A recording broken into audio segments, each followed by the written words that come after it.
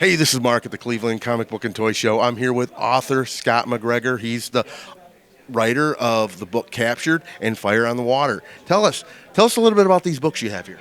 Well, Fire on the Water is my first graphic novel. It's a collaboration. I wrote it, and Gary Dumm, the artist, illustrated it. And it's a great Cleveland story. It's about the water tunnels underneath Lake Erie that were built back around the turn of the 20th century. And to this very day, we get our water from these tunnels. But when they were built, it was horribly dangerous work. Scores of men died. And so the book details a couple of the major accidents, including the one that involved a local African-American inventor by the name of Garrett Morgan. Morgan had invented like a traffic light and many other things, but he also invented a gas mask, and that enabled him to go down into the tunnel when no one else could. And he brought people out, and he was a big hero, but then because he was an African-American, he was written totally out of the story, and it took his entire life to be put back into that story, you know. Now, Captured is a book that was actually written by my uncle, Hugh O'Neill, and Gary Dumm also provided illustrations for it, but it details his ordeal as a prisoner of war of the Germans. He was captured right at the end of the war, and there was no place to put all the prisoners that they had, so they were marched on these death marches up and down the roads of southern Germany, and a lot of weird things happened, and he was a good writer. So it's just his memoir of what his ordeal during World War II. What was some of the inspiration for these books?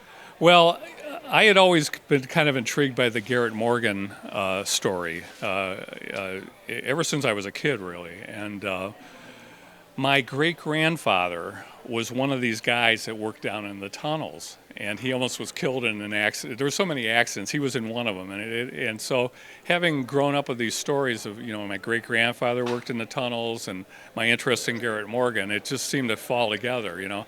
And so years ago, I had a temporary health problem, and it laid me down for a couple months.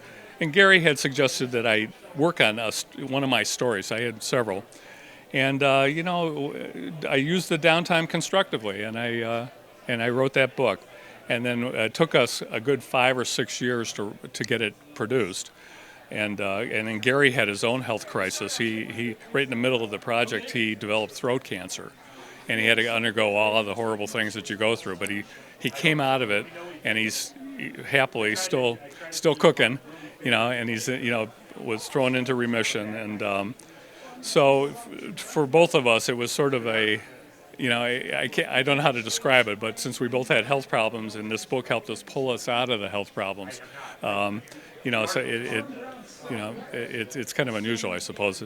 But I would say that's how I did it. You know. So getting back to Gary, now how did you get started collaborating with Gary? Well, in fact, I'm going to reach for this. In 1976, I met Gary, and he was working on a comic book called American Splendor by Harvey Pekar, and him and his partner Greg Budget had just completed issue number 1. And then at the same time I met them, and I always kind of thought I could do that, you know. And Harvey's ability to do a comic book kind of inspired me to give it a try. So we did this. We ended up with Dip Stories, and it's a 32-page comic book that Gary and Greg illustrated, and a couple other artists are involved as well. And so that was the beginning of it, you know. And but for years I went, you know, I had a day job and I had a family, and I kind of laid down the comics for many years, and then picked them up again around 2010, and that's when I started writing that book and doing like some one-pagers with Gary. And now that I'm retired, I'm working on a graphic novel right now with an artist, Kevin Caron. And we hope to have that book done sometime. You know, graphic novels take a long time, and so.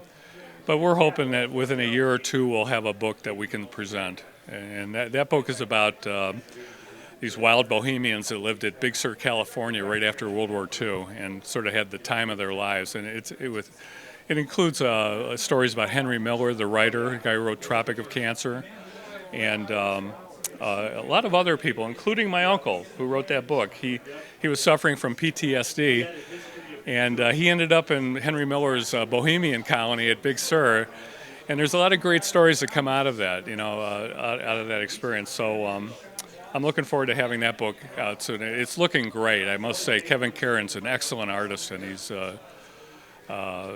he's based in Colorado, but together we're putting together a really interesting graphic novel right now. So, Getting back to your collaboration with Gary from 1976, did you ever get to work with Robert Crumb? no, Crumb was gone out of Cleveland by that point, and so I never met him and I never worked with him. But of course, he was great inspiration. I mean, everybody wanted to be Robert Crumb. Me too. Yeah. I just love Zap Comics and the other things that he did. And he was in Cleveland for a good while, but and worked at American Greetings, where my daughter actually works right now. But I think he moved out of Cleveland in I want to say the early '70s, something like that. And but I think he inspired. Of course, he was a friend of Harvey Picar's, and if I was inspired by Harvey, Harvey was inspired by Crumb. So it kind of goes round and round like that. So where can people find your books?